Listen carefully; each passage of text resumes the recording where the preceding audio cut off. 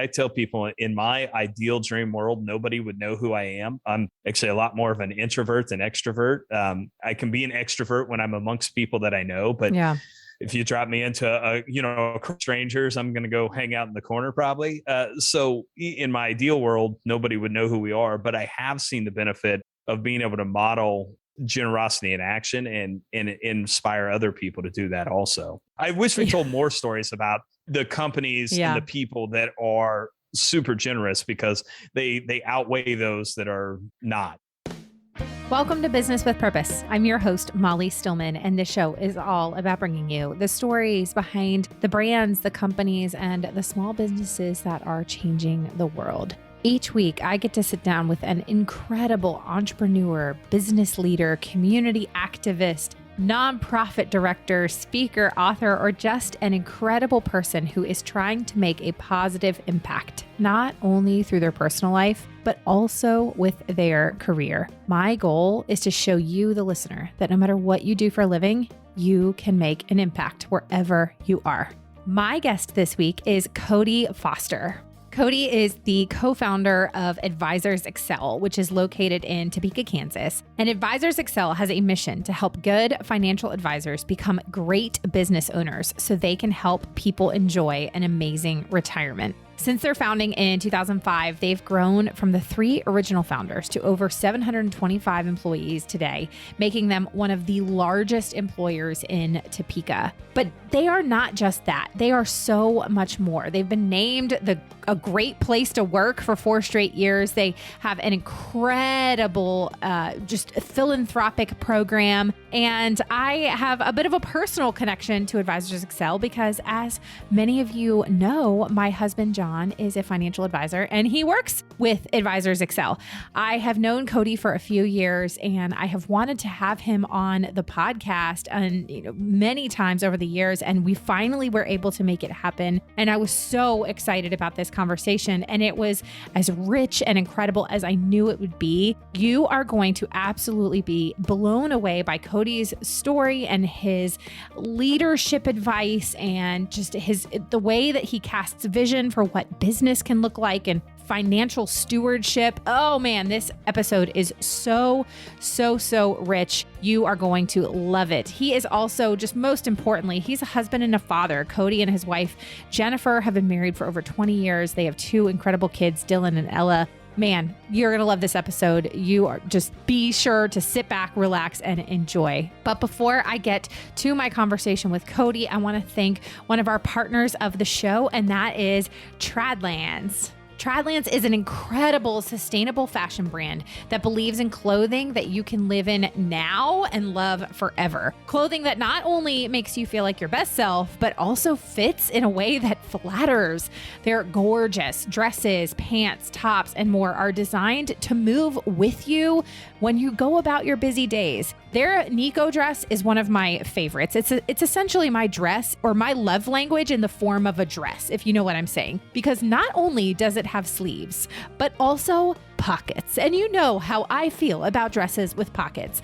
I love how comfortable and stylish every piece Tradlands has, and they come in colors like, classic neutrals or vibrant hues like fuchsia. And one of the things I love most about Tradlands is they're a small business and they have a really strong focus on sustainability and creating small batch clothing that lasts. They never overproduce what they make, and they focus only on using the highest quality materials. I want you to check them out. Go to tradlands.com. That's tradlands.com/business with purpose. And you can use the coupon code MOLLY20 for 20% off. That's tradlands.com/business with purpose. Use the code MOLLY20 for 20% off. You are going to love them. Check them out. Now, without further ado, on to my conversation with Cody Foster.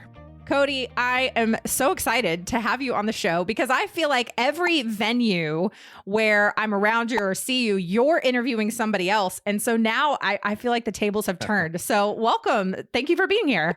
Well, thank you for having me, and we'll see how I do. You're right. I'm used to asking the questions more than answering them. Yeah, you're used to asking them. And it's always like Shaq and I don't know, George W. Bush and Dabo. So, I mean, just no pressure on my end whatsoever, Cody.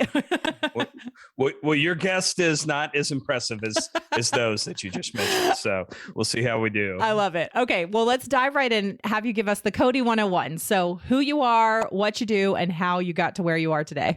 Sure. So I'll try and share quickly.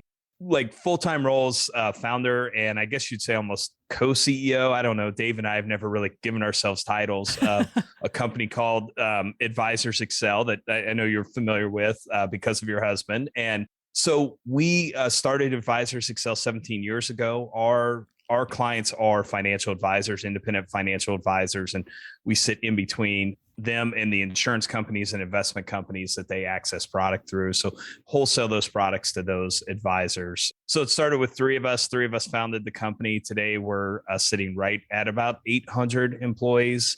We're in Topeka, Kansas is where we're headquartered. Work with about 650 independent advisors across the country, really supporting them and trying to help them build a better business. So that's what I do full-time job. Got into this business a little bit fluky. I went to college majoring in mass media and public relations. Really kind of my dream was to work for a professional sports team. When I was in my junior year of college, my grandma and grandpa, who were entrepreneurs, they had divorced when I was younger, but my grandma had owned a cafe in the small town I grew up in and ended up declaring bankruptcy, just didn't know how to run the business or made some big, actually not really big, small business mistakes that compounded and led to her declaring bankruptcy at 64 years old. So I decided I wanted to learn a little bit more about money, went and got a job at a bank, decided I wanted to do more in financial services. And then first job out of college, which was at a firm that David, my partner today, worked at, was doing what we do today. So did that for 4 years, decided I wanted to be an entrepreneur, kind of always had that in my blood probably a little bit. And so started this in 2005, and it's been a wild ride since then. Well, I think that's the perfect overview. And there's a lot that I want to unpack about. You do so much more than just work with independent advisors, and we're going to get to that. But this is the first question I wanted to ask, because have you ever seen the movie Office Space? It's like, is it old? Like it was like 1999. Yes. Okay. And where they beat up the printer. Yeah. Okay. One? Yeah. So there's like one of my favorite scenes in there is there's this character that goes in and he meets with the Bobs, and the Bobs are like these two guys who are like trying to evaluate what everybody does and whether or not they can be fired. And the Bobs sit there and they look at this guy and they go, "What would you say you do here?" And like they just ask this question. So every single time I am traveling with my husband to some AE event, people go, "I thought your husband works for himself." And I go, "So he does, but he also works with this company called Advisors Excel, but he runs his own business and he's by himself." And I cannot to this day, as long as I've been around AE, explain what AE is or what it does. So for those of us that are 5 and need explain it to us like we're 5, what AE is, and like how my husband, who works for himself, he's his own company, his own employee, but also works with AE. How does that work? Yeah, I've been trying to explain this to people forever because it's what's funny about it is it's actually like the simplest business model ever, but it's really hard to explain for some reason. Yeah. So let me try and explain it. Okay. So your husband, he may use any number of insurance companies and their products to help put a plan together for his clients. So we represent about 50 different insurance companies. So some household names that people would know, like a Nationwide, Peyton Manning commercials, or Pacific Life or Allianz. We represent all of those different insurance companies. So let's say we represent, I would say somewhere around 50 probably. John can't actually go contract direct with those insurance companies. They make him go through an organization like us to access their products. Some of that is they don't want to have to staff and train and do all the training. So they outsource it and they pay companies like us to do that for them. So there's probably, I don't know, Molly, a couple hundred companies like Advisors Excel out there. And technically, we make money when advisors like your husband sell products with a company that they're licensed through us to sell. So right. in that example, Nationwide or Pacific Life. So companies like us have been around forever. What we did when we started in 2005 is just really looked at the time, really all these organizations were product providers. So John would call us and say like, hey, here's the situation my client has. Can you tell me what the best product would be to solve their need? And we kind of knew the products. What we did that was maybe a little different. And some of this is because we spent a year as financial advisors in 2004. So we left our job, became advisors, realized how hard it was. Yeah. What we started it seemed like it was going to be easy. As you know, it's not as easy as it seems. But really what that kind of lit a fire in us is what your husband is a small business owner whose business happens to be financial services or financial advice. So what we've tried to do is build an organization that's not quite as focused on the product and more focused on how do we help those good advisors become great business owners. So we always say, so they can help people plan an amazing retirement. So everything we do, everything you've seen, or experienced here through the events and the stuff we do is all built around what are all these other things that it takes to build a great business. So marketing, everyone kind of knows the planning side of being an advisor, but operations, marketing, and then candidly, so many of the events we do are about bringing them together to learn from each other so they can get better. So the simple version is when a financial advisor who is contracted with us sells a product, we get paid. And that's probably the simple way of explaining what we do. I think the more, robust version is we're doing everything we can to help those advisors build the best business possible, knowing that, the more clients they serve, obviously, the more revenue they generate for their firm, the more revenue it generates for our firm. Yeah. Okay. That was the perfect example of explaining it like I'm 5. And I will now take that example. And every time somebody asks me but who, what do they do? Then I'm better equipped. So that was really a selfish question. And you make a great point, right? So every advisor we represent or that we work with is completely independent. They own their own business. What I love about that is they're not beholden to, I won't say any names, but there's brand names that advertise on TV all the time where the advisors that work for those organizations pretty much have to do what the organization tells them to do. Your husband and the advisors we support are free to go look at literally hundreds of different products, investments to figure out the best plan for their clients. And I do think when you have more choice, that tends to end up providing a better solution for the end consumer, which is a really, really cool thing. And so we get to represent all these different small business owners. The challenge in that is it's hard to create one solution because they all are running their own business and all running it a little bit different. So as we roll out things to support them, it takes a lot more work for sure. Yeah. It's really always really interesting when we go to these events and it really becomes almost like this community. Before we were recording, we were talking about my boy, Jeff Cherry. I love that guy. He's an advisor in Florida and he's become a dear friend. We love him. And there's so many other people that we've, every time we see them at events, it's almost like a family reunion. You're like, hey, that guy, but it's cool because, you have somebody like my husband who he's by himself, like he's the only advisor on staff. Like he has, one or two kind of support staff people. But he's able to connect with some of these people who might have like 20 advisors on staff. So it's like, it's really cool to kind of see just the way that they're able to learn from each other and, connect with other people who are doing a similar thing. Now, I know that you guys have grown just an insane amount. I mean, I realize it's a very professional way of saying it. From when you started in 2005 and 17 years later, it's a very different company. And I'm always struck at some of the AE events when you show just sort of the growth over time. And it's really quite amazing. But one of the things that I know that you have said before, and I don't know exactly where you've said that, was that if you and Dave had been put in charge of an organization as big as AE is currently, but like back when it started. So say you just kind of come into this organization when it was as big as it is now, but back then you would have run it into the ground.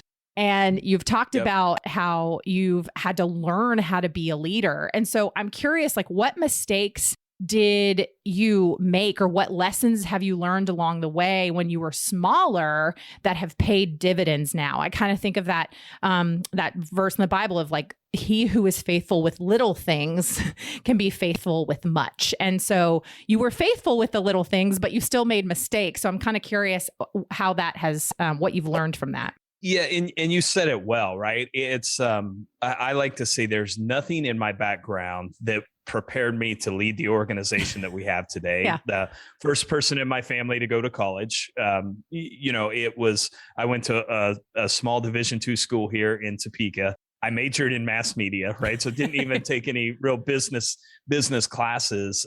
In fact, I've only shared this once or twice, but in my first job, I was actually put in a leadership role and removed from that. I didn't really care because I knew I was quitting in like 60 days, but my boss did not think I was a good leader, did not like the way that I led people. And it's just the way he liked to lead people and the way I like to lead people are very different.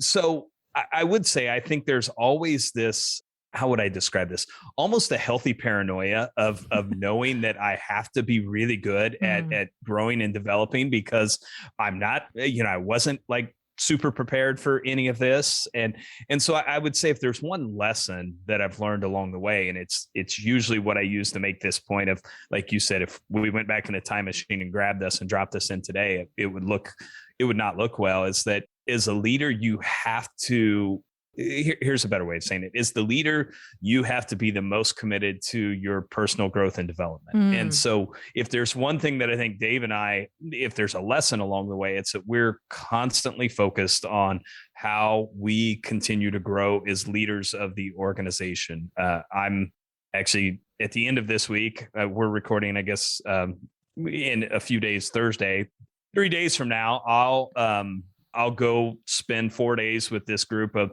11 other kind of business owner, entrepreneur CEOs that I've gotten together with now for, probably eight years. And just kind of like we do our events, we get together and share and learn from each other. So I think just this idea of constantly being focused on growing your leadership capacity is a big part of that. Mistakes that I would say we've made along the way. One, I think for a long time, we became the bottleneck in the business. Everything was so dependent upon me and Dave, and at the time, Derek, making decisions that we didn't empower some of the people in leadership roles early enough to own and make their own decisions.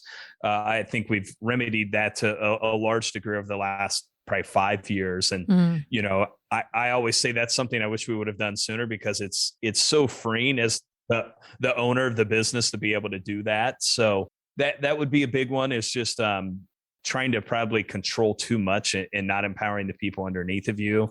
And then the second one that I think was a big lesson, and this is one that I still work on every day, is I don't think I realized how people view the owner / leader of the organization. And here's what I mean by that. Dave and Derek and I would have these like candid conversations where we would not agree with each other. And we weren't shy about saying like, hey, here's why I think this way. Here's why I feel this way. We would take that same approach into meetings with our leadership team. And it took me a long time to realize this. As soon as we disagreed, like it shut down all conversation in the room. And we were taking the same approach that we had with each other, that we were completely comfortable with as kind of equals. And not that I don't view our leadership team as equals. I don't think they viewed themselves as an equal at times. Yeah. And I heard, I was at this John Maxwell event last year, and he had Governor Haslam, who was the 2-term Tennessee governor there. And he said something great. He said, my goal as governor was to get the best answers and the best solutions. And I learned really early on that when the governor weighed in, all conversation stopped. So he's like, my goal was to be the last person to talk. And also not to let people know whether I thought the ideas were good or bad. And I had a tendency of doing that too. If someone said something, I thought it was a terrible idea, like my face probably showed it, is what I like to say. So just being, I think, a little bit more aware of that and really trying to empower our team and not shut down conversation was another big one also. That is such a good lesson, and one that I would never have even thought about or considered. But looking back at previous jobs I was in. And actually my first job out of college was working for the governor of Virginia, and who at the time was Tim Kaine. And I'd graduated college, moved to Richmond, and I'd gotten this like fellowship. So I was like, yeah, I'll do this for a little bit. And I remember it being in those meetings where sometimes like you're sitting there. I mean, I was also fresh out of college. I was 21 and so I had no idea what I was doing. And I'm sitting in these meetings and but I think actually at the time, Governor Kaine, I would say he did a really good job of kind of being the last person to talk. And I think that is a learned leadership thing and something that maybe even I mean, I'm self-employed, so it's me, myself, and I really having these conversations. But I almost think too, in marriage, that's a good lesson of just being quicker to listen than to shut down ideas. And we're planting a church right now. In church planting, listening to other ideas before you kind of shut things down. And man, that's a good leadership lesson. I love that. Now, another thing that I've just been really interested to hear your perspective on is, I know that just from hearing bits and pieces of your story is you didn't necessarily grow up with a lot of money.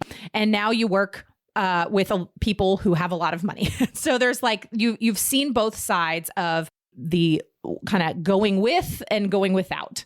And I'm curious, number one, and I'll ask this first before I ask my follow-up question, is what has been a just really transformative resource or lesson for you when it comes to being a good steward of money now, while also knowing that you're working with people who have a lot of money and kind of then passing that off to them to being good stewards of money? Does that make sense? Because that's not, my part of my story is I didn't grow up with money. And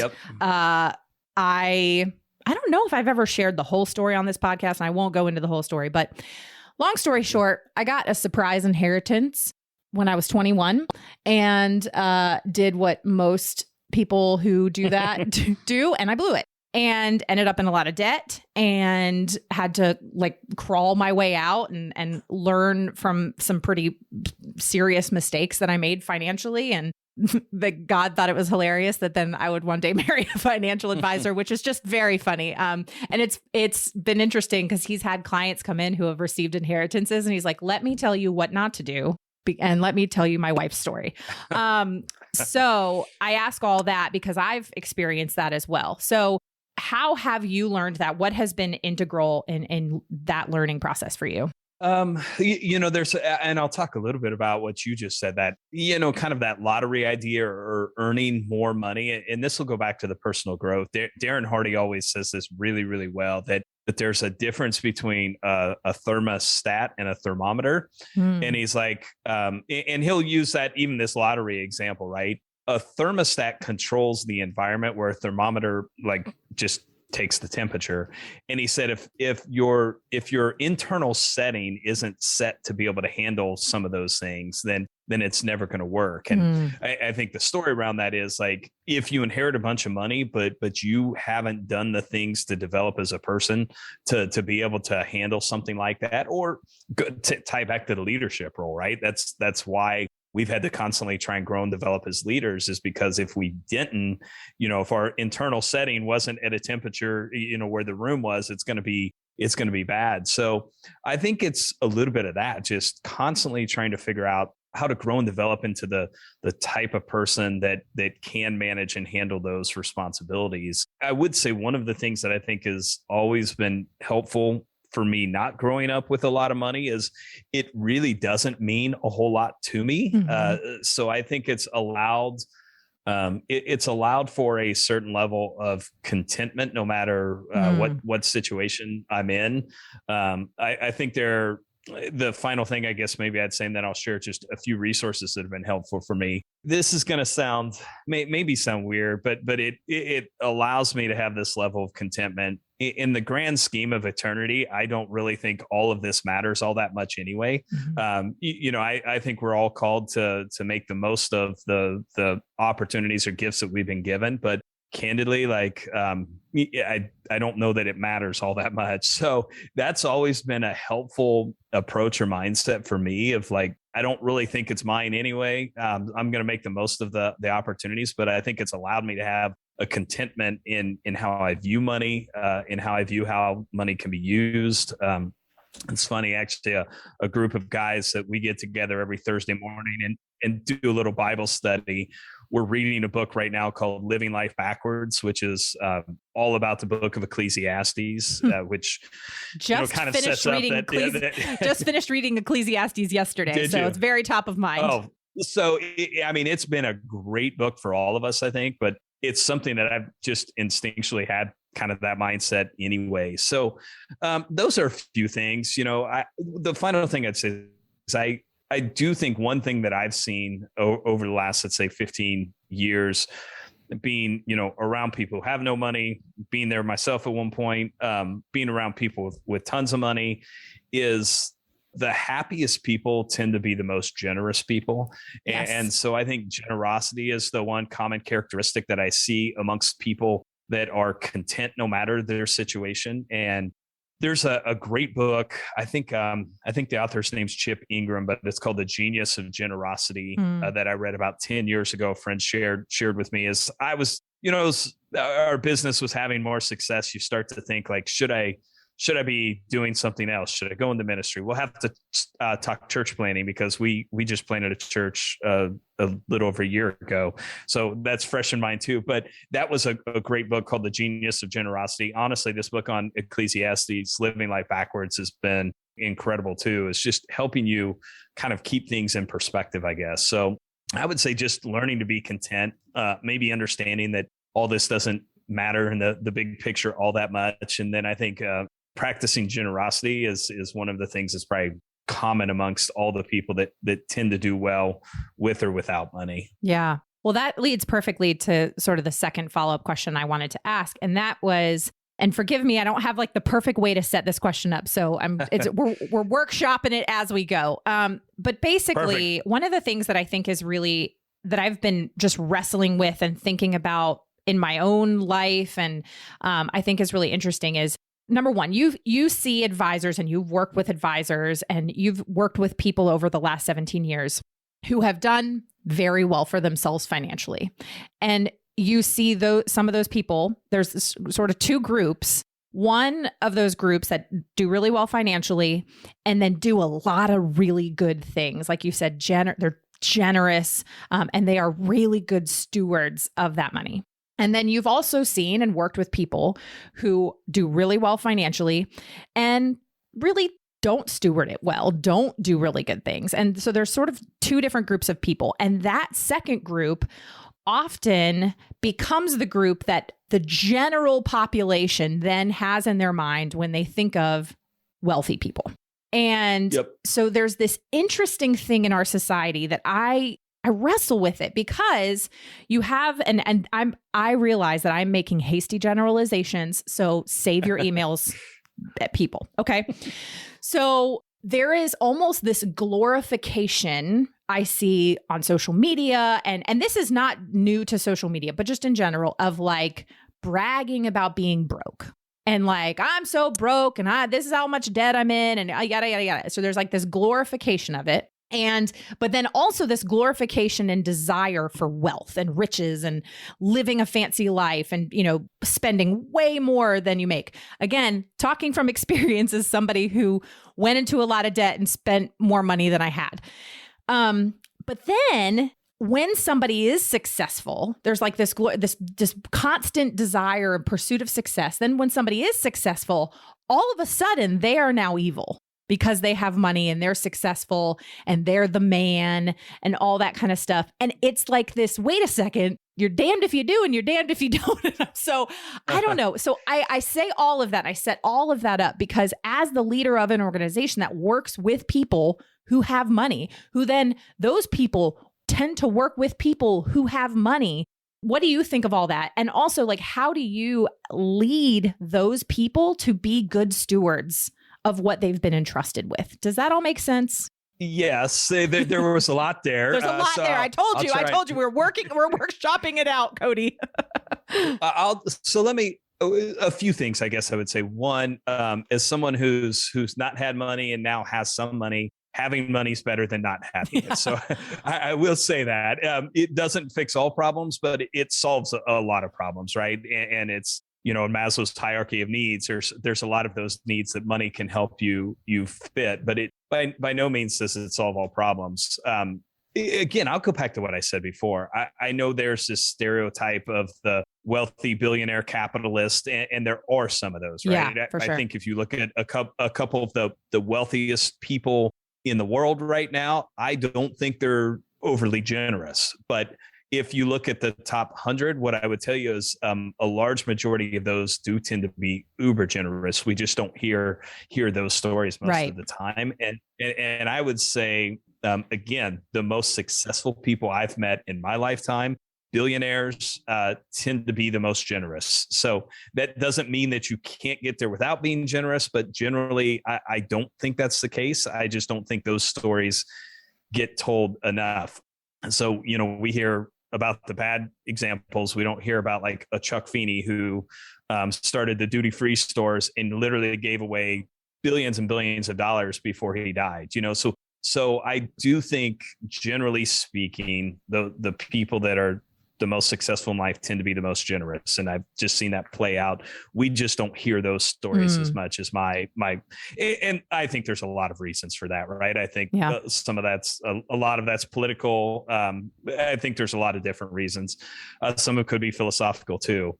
So I think that's important. I would say so going back, there's two kind of driving biblical stories that motivate or drive me. One of those is Matthew 25, which is the story of the 5 talents. So I do think, even biblically speaking, we're told that we're each going to be given certain gifts or talents, and that someday we're going to be held accountable to what we did with those. And I would say most 5 talent leaders that I've seen tend to be maximizing those and figuring out ways to be generous. So that's the roundabout way of saying, like, I want to make sure that I'm making the most of the gifts or opportunities that we've been given.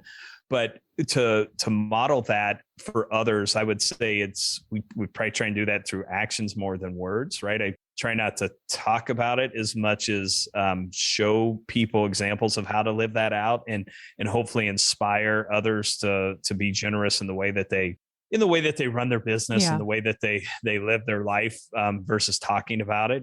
I think that tends to be a lot more powerful when you set the example versus talk about, how they should do that. So I don't know if I answered any of those questions completely, but And again, forgive me. Well, I do wish. And I think, I can say this about our organization for a long, long time, because there's also this biblical thing about not shouting from the rooftops the good deeds that you're doing, right? Not letting the right hand know what the left hand's doing. And I think that's something we struggled with forever. And we were pretty quiet and under the radar for the first 5, 6, 7 years of our company's existence. So I would say through 2012. And I actually had a friend who's a CEO of a large regional bank here in town kind of challenged me on it and said, I think if you guys were a little more, not vocal even, but just if you would share a little bit more about what you're doing, I think it would inspire a lot of other businesses to model that behavior. And so I think that's something that we still struggle with to this day. I tell people, in my ideal dream world, nobody would know who I am. I'm actually a lot more of an introvert than extrovert. I can be an extrovert when I'm amongst people that I know, but if you drop me into strangers, I'm going to go hang out in the corner probably. So in my ideal world, nobody would know who we are, but I have seen the benefit of being able to model generosity in action and inspire other people to do that also. Yeah. I wish we told more stories about the companies and the people that are super generous, because they outweigh those that are not. Yeah. I mean, and that's honestly why I started this podcast, was to be able to highlight and talk about, here are these companies that are doing really amazing things. And here are people who are using business as a force for good. There's 2 things that you said that I really want to touch on. And one is the parable of the 5 talents, and that kind of being one of your sort of underlying I don't know, motivations or whatever, but actually it's really interesting.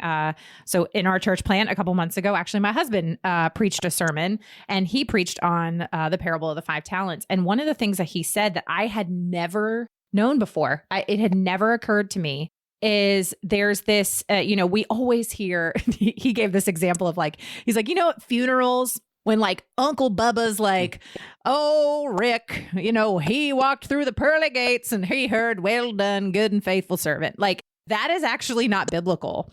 The only time in the entire Bible where the phrase, well done, good and faithful servant is used is in the parable of the 5 talents. And it's when somebody was a good steward of money. And I had never heard that before. And I was like, John Stillman, why are you blowing my mind right now? But truly, the only time in the Bible that well done, good and faithful servant is used is when somebody was a good steward of money. It has nothing to do with when you die and anything like that. I'm sure maybe Jesus does say that, but we don't know. It doesn't say that.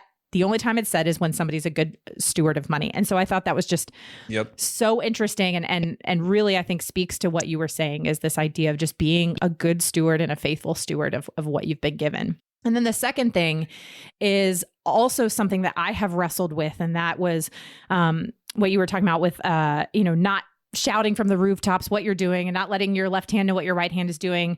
And the only reason I have been able to better wrestle with that this year is, so I did a Bible study this year in the book of Matthew.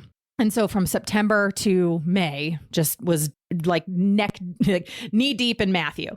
And right after each other, and it's actually, I think, all in the Sermon on the Mount, where Jesus is talking about, don't pray in front of others to like be seen how holy you are. Don't give in front of others to be seen how generous are you. Don't let your left hand know what your right hand is doing. But then in the very next chapter, and maybe it's like 2 chapters later, but it's like all in the same conversation. He then says, like, let your good deeds shine so that they may glorify your Father in heaven.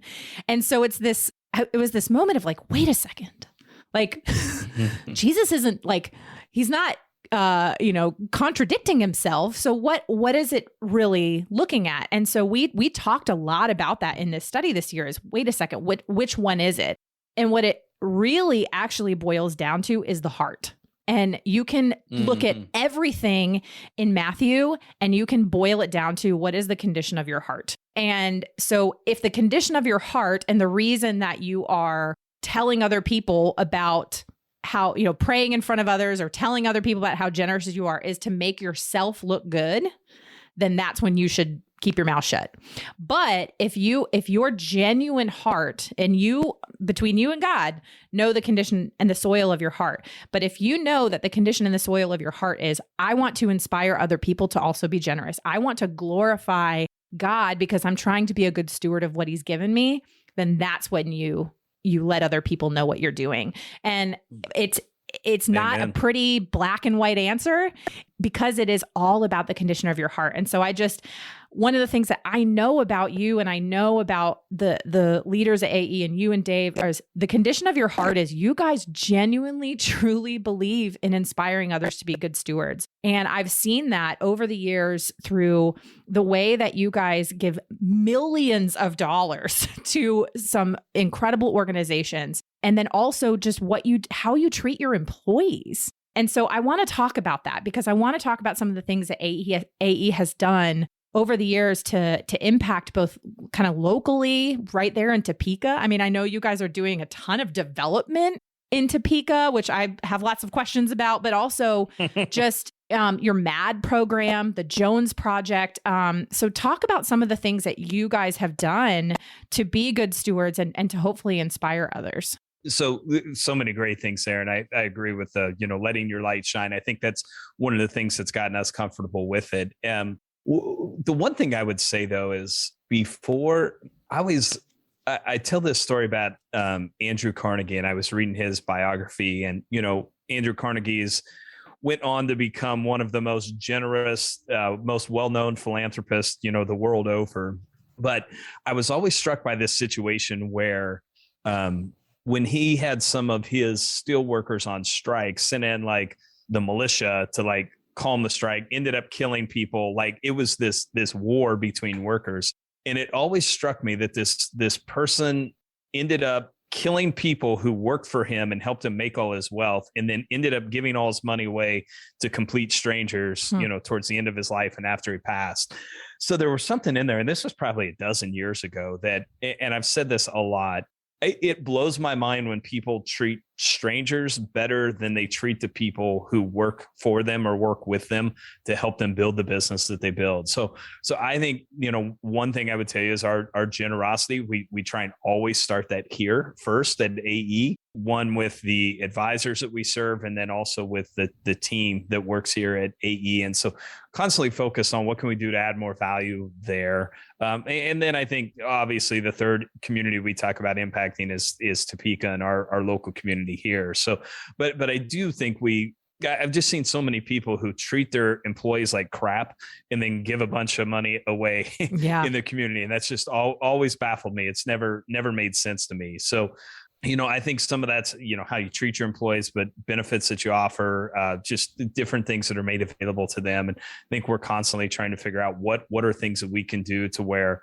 what I want to say is that someone's life is better because they work here than if they didn't, right? That they can't imagine their life being better without AE in it. So looking at ways that we can do that. One thing we did, we partnered with I don't know what they call it, basically a primary care physician that doesn't take insurance. And now we have 2 full-time nurse practitioners here at AE that our employees and their family get access to. So that's been kind of like a concierge doctor. It's been an awesome service. Wow. We just hired our first, he just started this year, and he's doing awesome. But we hired a full-time financial advisor on staff to work with our team members here to help them. You can educate all you want, but what I've found even personally is if you hire someone, and this well, because your husband does it every day, but if you hire an advisor to help you put a plan in place and hold you accountable to that, you're a lot more successful. So Andrew started this year and just works full-time with our team and their family members. Wow. We hired a full-time therapist on staff now. So actually partnered with someone, but she's full-time with our staff. Going back to some mental health things that we're seeing just, I think in the workplace and the community right now. So that's been good, but it's crazy how fast her schedule has filled up, but it's been a good resource for people to have right here in the office where they can go meet and talk to her at any time they need to also. So wow. I think just trying to figure out ways that we can pour into the people here, in the community. It's the other thing we say all the time. We want to have a dramatic life-changing impact on our advisors, our team, and our community. So I think constantly looking at what are ways that we can contribute back. Some of that's financial. A lot of that's man hours. So we do once a quarter, team members go out and serve in the community during work time. So it's a lot. I think last year we volunteered about 6,000 hours in the community, partnering with different organizations during work time. So it's not like something you do after work or on the weekend, but it's been great for us too. It's a great culture builder for our team here. I've always liked real estate. I bought my first house that same junior year of college. So I've done some development, renovating or redoing our downtown or trying to revive our downtown. So have done some real estate development, opened a boutique hotel, a couple restaurants. Wouldn't highly recommend those for anybody. They're a lot of work, but I have a great team who runs that for me. And it's been neat to see it kind of revive our downtown community also. So I don't know if I answered that question completely, but just you may want to dig in on any of those deeper if you want to. Yeah. So. Well, I want to talk about the MAD program because I think it's really interesting and really unique. And so explain to us what it is, because this is something that you did specifically for your people. Well, it's for two things. It's for our advisors and or team members here. And it's more of a team-led thing. So, all things being, one thing I've said a lot, all things being equal, I think the business that provides the best experience will always win. And so we're always talking about how, especially as we grow larger and larger, and John's been with us for a long time. So he's seen it, right? Where he probably knew every person that worked here at one point in time and obviously doesn't today. Does not. Yeah. So it's one of the things we hear, you've gotten so big. I think one of the ways to combat that is to try and create personal connections and personal experiences. So this was a program years ago we launched it. It was called PPI, Personalized Positive Impact.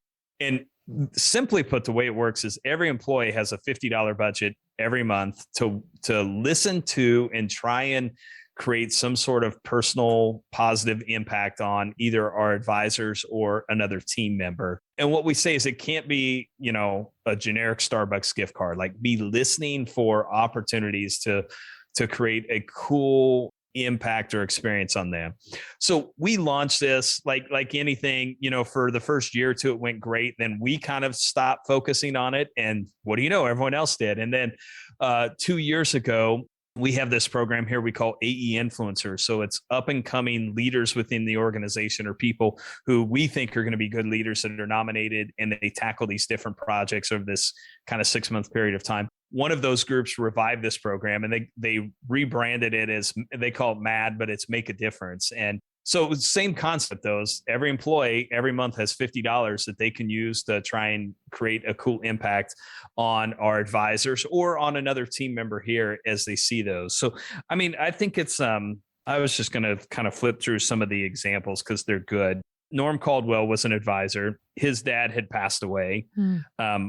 On a phone call with one of our employees, he was mentioning this, and he was reading her this poem that his dad had written his mom before he passed away. So she had our team transcribe. She went and found the call, had him pull the call, transcribed the poem, went out on Facebook and found a picture of his dad, and just put this awesome picture together of his dad with this poem and sent it to him. And so probably didn't even cost $50, right? But it was this thing that he left this voicemail. I've shared this a lot over the years when I talk about this example, where he's trying to thank her and can't get through like the message because he keeps breaking down. And so it's crazy. That's probably 7 years ago, and I still get emotional when I talk about it, but it's little things like that. So, if someone passed away, if there's been some cool experience, something fun that's happened, I think he'll have this gift before this podcast comes out. But one of our advisors just posted that he did this like 2-week RV trip with his kids. So our team created this awesome package that they're sending home. So just little things like that, trying to find ways that it's really personal and speaks to them is really what the program's about. And for us now, I think the key is we've got to make sure that we're constantly communicating it. So every month we're sharing examples of what people have been doing to keep it top of mind. That's so cool. It reminds me of something I read in a business book about the Ritz-Carlton.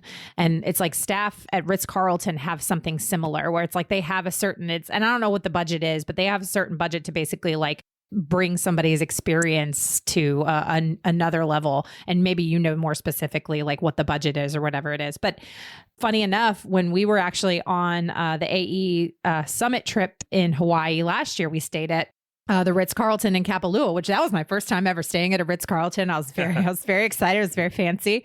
And I was just like, yes, just casually going to Hawaii and staying at the Ritz-Carlton. But we brought our kids, and we were actually there on the trip over my daughter's birthday, which is part of why we brought them, because we were like, that our daughter's gonna be like, remember that time that I turned 8 and you guys went to Hawaii without me? So we brought them.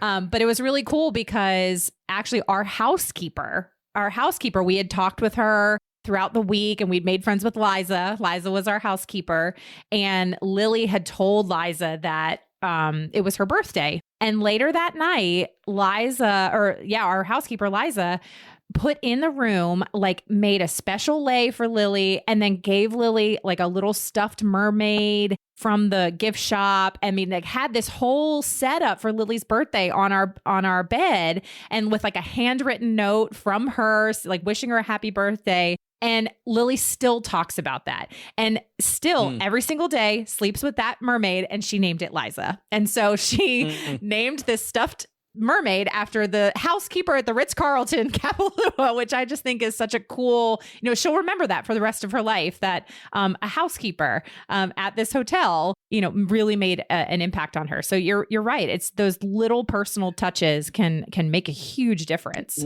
Well, and you're sharing that story with thousands and thousands of people that listen to this, right? And I'm sure you've shared it more than once. It's crazy. It goes back to that idea. It's why the Ritz-Carlton's the Ritz-Carlton, right? They get that so well. And it really does. Going back to all things being equal, Ritz-Carlton does a better job than most hotels of creating those cool experiences when they find them. So a big part of that I would say that you just highlighted is really listening for those opportunities to make that impact, right?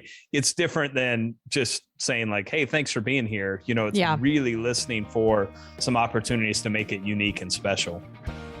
I'm going to take a quick break from my chat with Cody Foster to thank our other partner of the show, and that is Mama Suds. You know that Mama Suds is one of my absolute favorite brands. I've been using their products for years. The head mama, Michelle Smith, has been on my show in the past. And what I love most is not only are her products safe, non-toxic, clean ingredients, but they are effective, from cleaning windows to walls, floors, upholstery, carpets, you name it. Mama Suds has a product to help you clean it. We, like I said, have used their products for years. I personally love their Castile soap. Their non-toxic stain stick is absolutely life-changing. I love their all-purpose household cleaner that I use to clean every surface of my home. I am an evangelist for Mama Suds forever, and I just love them, and I know that you will too. So head on over to mamasuds.com and use the coupon code MOLLY for 15% off. That's mamasuds.com. Use the code MOLLY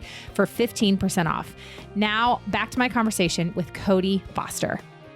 Now, so kind of interesting, because this leads into a story that I wanted you to tell, because we're kind of talking about this experience, this client experience. And I know that you are right now doing some college visits which is like kind of crazy, because when I first started going to AE stuff with my husband, I feel like your son was like 4. So, I mean, he was older than that. He probably was. Yeah, but just thinking about how, you've been doing these college visits and you're seeing them from a very different perspective. Can you tell us that story? Yeah. And as we were even talking about that a little, so to be fair, he was born 3 days after we started the company. So he really has kind of grown up with AE, and it's wild for me even to think that he's going to be a senior in high school. But we've done this boys trip, me and him, every summer since he was 12. And our goal was, by the time he graduates college, to have visited every Major League Baseball stadium. So we're about 18 or 19 in or so. That's awesome. Last summer, we decided, why don't we tie in some college visits as part of that? And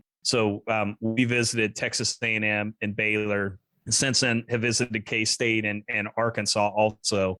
I don't know. I have this problem with everything I do. If I always do it from like a business owner, entrepreneur lens, right? So I'm always everything I experience, I'm like, man, they could have done this so much better. But it was interesting, even on these college visits, watching how different each one did it, but then also how many little things that I feel like they missed. And a little of it was maybe understanding like your target audience. So we're here. I'll give you the perfect example. We go to Texas A&M, huge campus, huge school. They even mentioned that they have the largest football stadium in college athletics. It holds like 110,000 people. My son's there, 17-year-old boy, like loves sports. You would think they would have shown us the stadium. They didn't. They didn't take us in Kyle Field, which is like iconic. Didn't take us over by the basketball or baseball stadium. Some of the things that you would think they would do, but they did take us to their student activity center, which was awesome, and took us through a few of the dorms, which were really cool. Then we go to Baylor the next day. Baylor does the opposite. They take us in the football stadium, get pictures down on the field, which was a cool experience. Take us by the basketball arena. Now, on the flip side, they didn't show us any of the dorms. They didn't show us they talked about their student activity center, right? How awesome it is, but we didn't go see it. And so there were just these little things I was thinking about, like, I mean, I would have shown all those, like, and then when he went to K-State, I didn't go with him. He said it was the worst visit of all of them. Now, I don't know if it'll matter because he's such a huge K-State fan that's probably still the favorite of where he'll end up at. But just thinking about that, I don't know what Baylor cost. I didn't look real close yet because I don't know if we're going there or not. But I think it's $50,000 or $60,000 a year. So here you have a kid on campus that's worth $200,000 plus in revenue. to your organization over the next 4 years, and you leave out just some little things. And not to say I would say of all the ones we've been on, they did the best job actually, but there's just these little things. And so one of the things we talk to our advisors all the time about is so often you get caught up in your own business that you don't stop and take time to look at it with an objective viewpoint. We always talk about secret shopping business. I own some restaurants, right? We have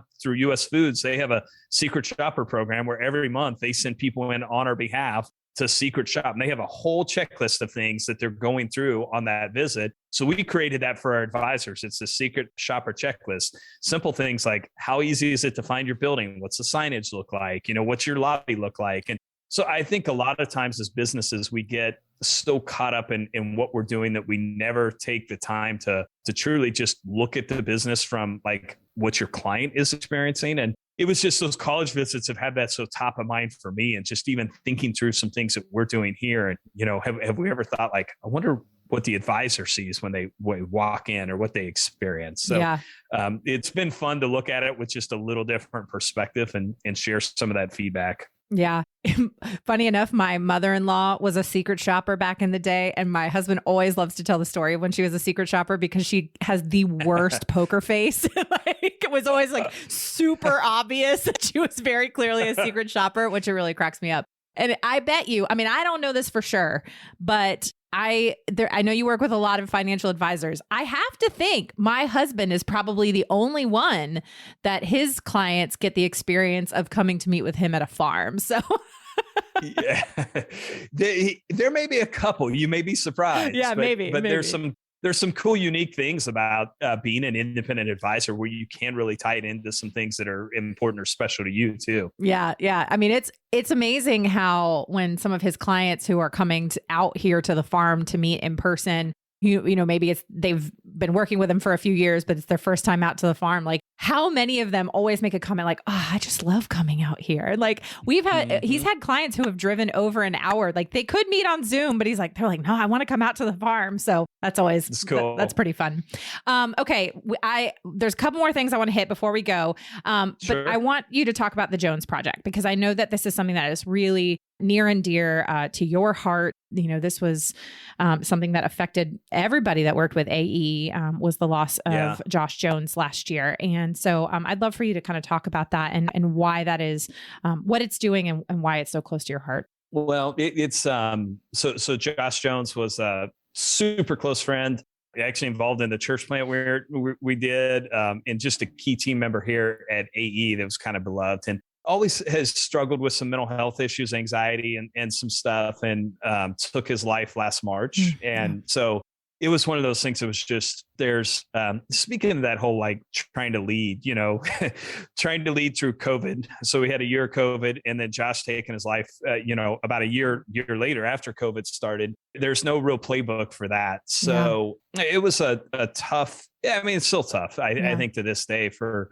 a lot of us, but I think what I've just noticed is, mental health and some of the issues around anxiety, depression are just out of control right now. I think when we isolate people for years and I always say put, this media, I call it fear porn for lack of a better way to describe it, in front of your face, every single day telling you everyone's going to die. And it's created a lot of issues. So really started talking about, and then the entrepreneur in me always tries to figure out, how can I make things better, I guess. So one pretty interesting thing that happened at Josh's funeral, Lindsay Parker, who works for us and was good friends with Josh, her and her husband came to the funeral. Her husband had never met Josh before, but while he was at that funeral, had this realization that he was kind of in the same place Josh was, and that he had battled mental health his whole life, but really never told anyone about it, had never sought any help, but just tried to power through it. And he was a really successful wrestling coach, actually was coming off winning the first ever state championship at the school he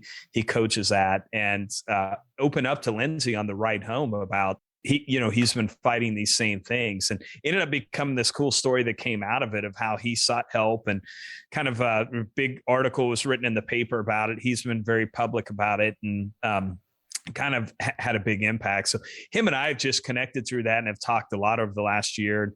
I keep telling him, like, I know there's something here. And so we started, it actually launched June 1st. I say our real launch will probably be August when schools get back in place. But Damon walked away from teaching and is the director now of we're calling it the Jones Project, but starting a nonprofit focused on just raising awareness around mental health, but then also just changing the way that we talk about it, support and treat people with mental health issues. So our kind of first phase is Damon's a great speaker. His success in coaching has opened a lot of avenues in schools. So kind of step one is him. Our goal is to be in basically every middle school and high school in Topeka, Shawnee County, and then across the state.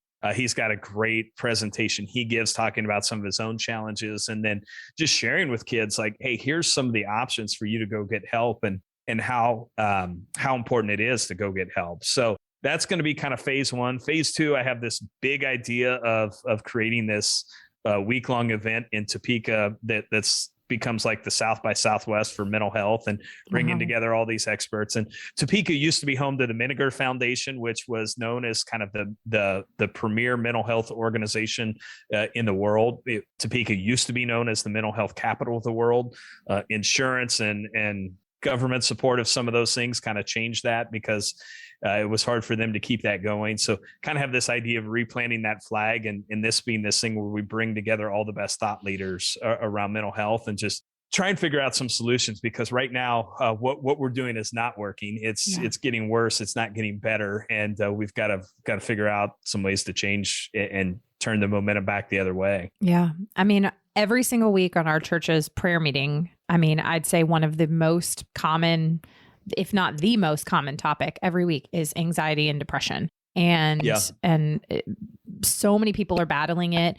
And I'm really encouraged to hear you and, just you guys, that men are leading this, because men have a much more difficult time talking about this than women do. Yep. Not that women are great at talking about it, but men particularly struggle with talking about mental health issues because they feel like it makes them look weak or not as manly or whatever. And that is so not true. And so I love that you guys are leading this charge. And I just am so encouraged by it. And thank you for the work that you're doing in this area. Well, it's one of those things, Molly. I've never struggled with it ever. I still don't to this day. Josh used to ask me all the time. He was my chief of staff for like 4 years. So he was with me everywhere. He'd always say, it's like, man, I don't understand how you're not stressed out. He would see the context of all the things going on here and even outside of here to some degree. And I'm like, I don't know, man, it's the way God made me. I've just never worried about it. I've never stressed about it. What I've learned over the years is eventually it all gets done. So I'm not gonna lose a lot of sleep over it. And going back to what I said at the beginning of this, I also, in the grand scheme of eternity, don't know that all this matters all that much. Mm-hmm. So I'm not going to worry about it a lot. But I've had to learn. I have learned a lot about it over the last year, and I think you're right. I say this all the time. It's just crazy that we do view it that way, but there's a lot of, physical reasons that it happens that way. Our brain kind of shuts down when we're dealing with anxiety and stress as a defense mechanism, and then it makes it harder to process. So, but we're going to try and do our best, and I know there are a lot of great organizations, and I think just figuring out how we all try and go tackle this problem together. And I think part of that is what you just said, making it normal to let someone know that you are dealing with this, and then knowing where to go get the resources to help you also. Yeah. Man, Cody, this has been so good. There's still so many other things I'd like to ask you, but we're running out of time. So it's now the portion of the show where we ask some fun get to know you questions. Not that we haven't been getting to know you already. So are you ready for the get to know you round? Yes, and you're probably going to find out I'm really boring. Is what these will probably. You're not boring. You're not boring at all. Well, the first question I wanted to ask is actually a unique question to you, because as I mentioned at the very, very beginning, over the years, you have been able to sit down and interview some really pretty well-known people, a la Shaq, Peyton Manning, Michael Phelps, George W. Bush. So I'm just curious, have you ever been like really nervous to interview somebody? And if so, who was it? Yeah, that one's pretty easy, actually. Most I'm not. President Bush was the only time I've probably ever been nervous, right? And he, One, just to put in perspective, like I grew up in a small town in Western Kansas. As I said, first person in my family to go to college. To think that I would ever be sitting on stage with a president, former president, just was almost unbelievable. And there's just something I respect about that office, no matter your political affiliation. I think that's speaking of stress, has to be the most stressful job in the entire world. You wake up every day learning about some of the worst of humanity and having to make decisions that are life and death constantly. So I think just the weight of that office and that role, I was pretty nervous there, but he did such an awesome job. I think he could sense that and joked.